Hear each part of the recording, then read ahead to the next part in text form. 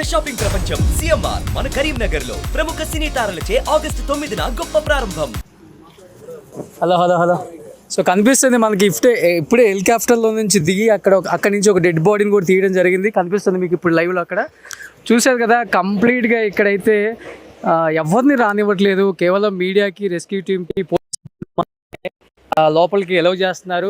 And హెలికాప్టర్లలో దాదాపు కేంద్రం 31 helicopters ఇచ్చిందనమాట. అంటే రెస్క్యూ టీమ్ కూడా చాలా అంటే చాలా పకడ్బందీగా, ఎక్కడ డాగ్ స్క్వాడ్ స్కీమ్ కూడా మనకు అక్కడ కనిపిస్తుంది. ప్రతిదీ కూడా వాళ్ళు చిన్న చిన్న ప్లేసెస్లో కూడా ఎక్కడైతే ఇక్కడ విలయ తాండవం జరిగిందో అండ్ వరద ఉధృతి ఎక్కువగా ఎక్కడ జరిగిందో చూసుకొని అండ్ ఆ ప్లేసెస్లో హెలికాప్టర్స్ కూడా మొత్తం సరౌండింగ్స్ అక్కడ కనిపిస్తున్నాయి మీకు. ఇంకా అక్కడ చివరి కూడా హెలికాప్టర్స్ కనిపిస్తున్నాయి చూడండి ఒకసారి. అండ్ ప్రతి చోట హెలికాప్టర్స్ కనిపిస్తున్నాయి. అన్ని చోట్ల కూడా వాళ్ళు ఐడెంటిఫై చేస్తున్నారు. ఆ బాడీస్ ఎక్కడ ఉన్నాయి, ఆ డెడ్ బాడీస్ని వెలికి తీసే ప్రయత్నం అయితే చేస్తున్నారు. అండ్ నిన్నటి వరకు మనకు వచ్చిన అంచనా అయితే దాదాపు 600 పైగా డెడ్ బాడీస్ని తీశారు. ఇంకా దాదాపు 1000 పైగా డెడ్ బాడీస్ ఉన్నాయని కూడా మనకి విలేజ్లో మిగిలిపోయిన కొన్ని హౌసెస్ ఉన్నాయి కదా, ఆ హౌసెస్లో ఉన్న వాళ్ళు కూడా చెప్తున్నారు. ఎందుకంటే ఆ ఇళ్ళల్లోనే మా అమ్మ ఉన్నారు, మా నాన్న ఉన్నారు, మా పిల్లలు ఉన్నారు, మా ఫ్రెండ్స్ ఉన్నారని కూడా ప్రతి ఒక్కళ్ళు కూడా ఏడుస్తున్నారు, బాధపడుతున్నారు. తిండి తిప్పలు లేకుండా 4 రోజుల నుంచి కూడా ప్రతి ఒక్కళ్ళు అల్లాడిపోతున్నారు. ఎందుకంటే ఇంతవరకు మా కేరళ స్టేట్ మేము ఇలాంటి చూసింది లేదు. వర్షాలు వచ్చాయి, వరదలు వచ్చాయి, చాలా ఇబ్బందులు పడ్డాము, ఫుడ్కి ఇబ్బంది పడ్డాం, కానీ ప్రాణ నష్టం ఇంతగా వాటిల్లిన లేదు. ఊరు కొట్టకపోయింది ఎప్పుడూ లేదు.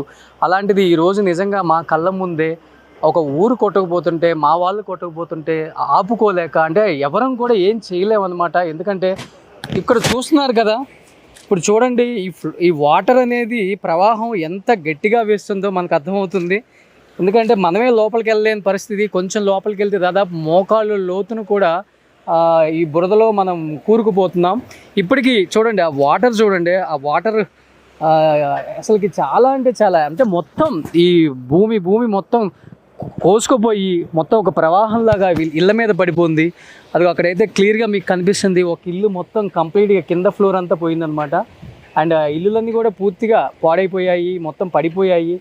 అక్కడ సైడ్ కనపడుతున్న ప్రొక్లైన్ కూడా చాలా వరకు ట్రై చేస్తుంది. ఎందుకంటే చాలామంది ఆ టైం 2 గంటలకు జరిగింది కాబట్టి ఈ సంఘటన, అందరూ నిద్రపోయే కార్యక్రమంలో ఉంటారు కాబట్టి ఆ నిద్రపోతున్న వాళ్ళు అది గమనించలేక ఇళ్ళ కింద కూరుకుపోయారు. శవాలు దెబ్బగా మారిపోయింది ఈ ఏరియా చెప్పాలంటే.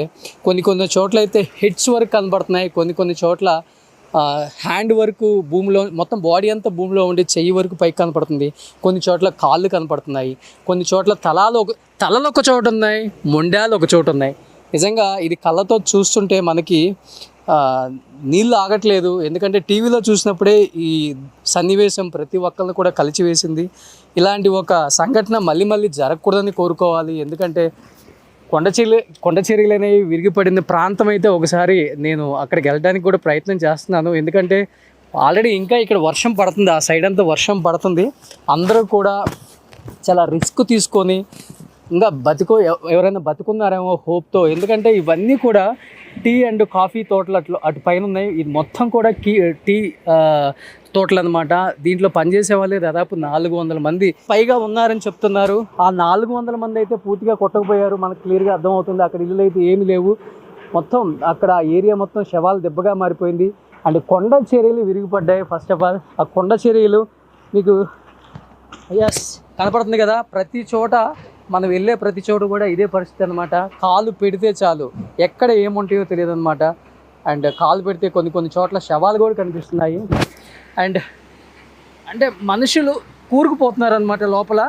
సో నేను కూడా చాలా ప్రయత్నం చేస్తున్నాను లోపలికి వెళ్ళడానికి, బట్ ఎక్కడ చూసినా ఇదే పరిస్థితి. ఇక్కడ ఒకసారి అటు నుంచి వెళ్ళే ప్రయత్నం చేద్దాం, అక్కడ కూడా అలానే ఉంది. నిన్న కూడా ప్రియాంక గాంధీ గారు అండ్ రాహుల్ గాంధీ గారు వచ్చినప్పుడు కూడా అక్కడ ఒక వంతెన వేశారు. ఆ వంతెన ద్వారా, ఆ మార్గం ద్వారా పోవడానికి కొంత ట్రై చేస్తున్నారు. కొంత లోపలికి వెళ్ళి చూపించే ప్రయత్నం చేద్దాం. ఒకసారి లోపలికి అయితే వెళ్దాం ఇంకా ఇక్కడి నుంచి. సో ప్రతి చోట కూడా అంతే ఉందండి. ఎందుకంటే ఇక్కడ ఎక్కడ కాలు పెట్టాలన్నా భయం వేస్తుంది మనకి. ఎందుకంటే ఫుల్గా బురద ప్రాంతంగా మారిపోయింది మొత్తం. ఎందుకంటే నిన్నటి వరకు కూడా ఇది ఒక టూరిస్ట్ ప్లేస్. మనం చూస్తూనే ఉన్నాం బయట ఎన్ని టూరిస్ట్ ప్లేస్లు కనిపించాయి మనకి, ఎంత అందంగా ఉంది ఈ ఏరియా. చివరికి ఈ అందమైన ఏరియా ఈరోజు ఇలా మారిపోయిందనే ఒక బాధ అయితే ప్రతి ఒక్కరి కళ్ళలో కూడా కనిపిస్తుంది మనకి. లోపలికి వెళ్దాం ఒకసారి. దాదాపు 1500 మంది అని చెప్తున్నారు. ఇప్పటి వరకు 600 పైగా మాత్రమే దొరికారంటున్నారు. అంటే హోప్ ఉంది, ఎక్కడో మా వాళ్ళు బతుకుంటారనే హోప్ అయితే కొంతమంది రిలేటివ్స్కి కూడా కనపడుతుంది మనకి. ఇంకొక 900 మంది పైగా కనిపించాలి అని చెప్తున్నారు.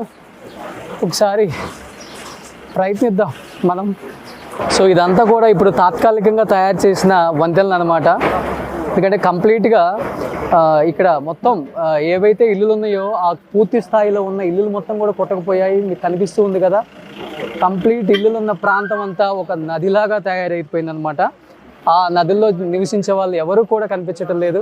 అండ్ ఇటువైపు కనిపిస్తుంది మీకు ఈ షటర్లన్నీ కూడా కుంగిపోయాయి, మొత్తం వరదలో కొట్టకపోయాయి. కొన్ని అయితే కొంత ప్రాంతం మాత్రమే కనిపిస్తుంది మీకు క్లియర్గా. అటు సైడ్ చూస్తే కొంత ప్రాంతం కనిపిస్తుంది. మొత్తం కూడా ఈ ఏర్పాటు మొత్తం కూడా పోలీస్ సిబ్బందితో, రెస్క్యూ సిబ్బందితో అండ్ వైద్య సిబ్బందితో నిండిపోయింది. ఎందుకంటే ప్రతి ఒక్కళ్ళు కూడా వాళ్ళ వంతు వాళ్ళు కష్టపడాలి. ఎవరన్నా బతుకుంటారేమో వాళ్ళని మనం కొంచెం బయటికి తీసుకొద్దాం అన్న ప్రయత్నం అయితే చేస్తున్నారు. ఎందుకంటే ఈ మొత్తం కూడా నదీ ప్రాంతంతో నిండిపోయి ఆ రోజు కొట్టకపోయిన ప్రాంతం కాబట్టి ఎక్కడైనా బతుకుంటారన్న ఒక హోప్ అయితే ఉంది. ఒకసారి లోపలికి వెళ్దాం.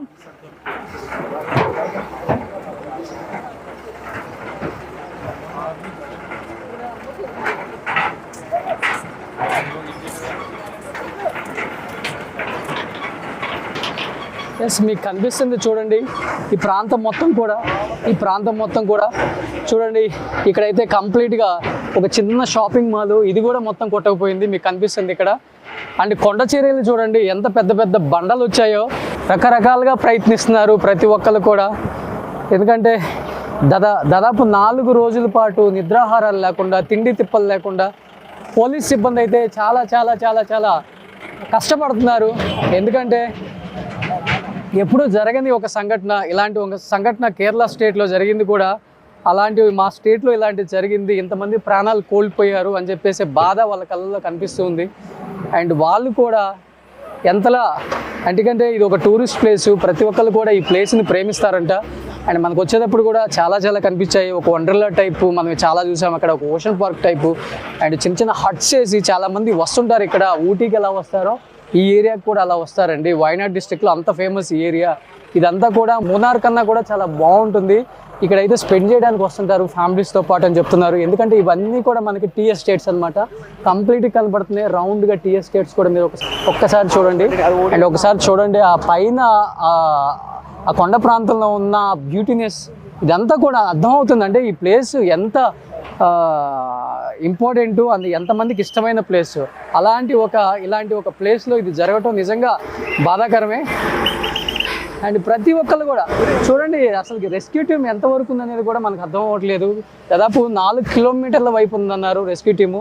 నిన్న రాహుల్ గాంధీ గారు వచ్చినప్పుడు కూడా ఇదే ఫ్లైఓవర్ నుంచి ప్రియాంక గాంధీ గారు, రాహుల్ గాంధీ గారు వచ్చారు. ఆయన మరీ చెప్పారు, మా నాన్నగారు చనిపోయినప్పుడు ఎంత బాధపడ్డానో అంతకన్నా ఎక్కువ బాధపడుతున్నాను ఈరోజు. ఎందుకంటే వాయనాడ్ నుంచి వరుసగా ఎంపీగా ఆయన గెలిచారు, ఇక్కడ ప్రజల ప్రేమను పొందారు. ఈ ప్రజలకి ఇలా జరగడం నిజంగా నాకు చాలా చేదు అనుభవం.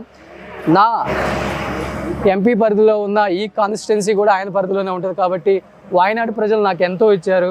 వాయనాడు ప్రజలకు నేను చాలా ఇద్దాం అనుకున్నాను. ఇంతలో నా పరిధిలో ఇలా జరిగిందన్న ఒక బాధ ఆయన కూడా నిన్న మీడియా ముందుగా చెప్పారనమాట. అండ్ ప్రియాంక గాంధీ గారు కూడా మరి అంటే వాళ్ళ కళల్లో మాట్లాడేటప్పుడు ఆ ఎమోషనల్ కూడా మనకు కనిపించింది, ఎంత బాధపడ్డారో వాళ్ళు. అంటే వాళ్ళు ప్రత్యక్షంగా కొన్ని చూశారు కాబట్టి, ఎక్కడ ఏం జరిగిందో చూశారు, లోపలికి వెళ్ళి చూశారు.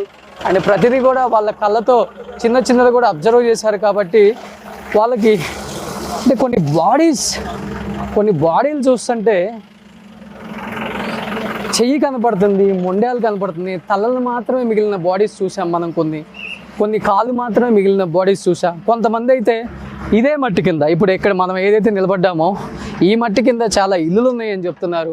అందుకనే అక్కడ చూడండి ప్రొక్లైన్స్తో కూడా ఈ హైట్లో ఉన్న ప్రతి ప్రదేశాన్ని కూడా తవ్విస్తున్నారు. చూడండి ఒకసారి కింద ఏమన్నా దొరికే అవకాశం ఉంటుంది అని. ఎందుకంటే మీకు ఇల్లులు కనిపిస్తున్నాయి చూడండి, ప్రతి ఒక్కటి కూడా ఐరన్ గ్రిల్స్ అండ్ పిల్లర్స్తో పాటు పూర్తిగా కొండ చర్యల కింద మునిగిపోయిన ఈ ప్రాంతం చూస్తుంటే దీని కింద ఇంకొక ఇల్లు కనిపిస్తుంది. చూశారు కదా ప్రతి ఒక్క చోట పిల్లర్స్, ఇదిగో ఇంటి పిల్లర్స్, ఈ మట్టి కింద ఇల్లులు ఉన్నాయన్నమాట. ఆ ఇళ్ళల్లో మనుషులు అలానే శిథిలమైపోయారు. వాళ్ళని తీసే ప్రయత్నం అయితే ఏమాత్రం వాళ్ళు వదులుకోవట్లేదండి. అట్లీస్ట్ వాళ్ళ బాడీస్ వాళ్ళ బంధువులకి ఇవ్వాలన్న ఒక ప్రయత్నం అయితే ప్రతి ఒక్కళ్ళు కూడా చాలా స్ట్రాంగ్గా చేస్తున్నారు. కొంచెం లోపలికి వెళ్దాం, ఈ పరిస్థితి ఏంటో చూద్దాం ఒకసారి.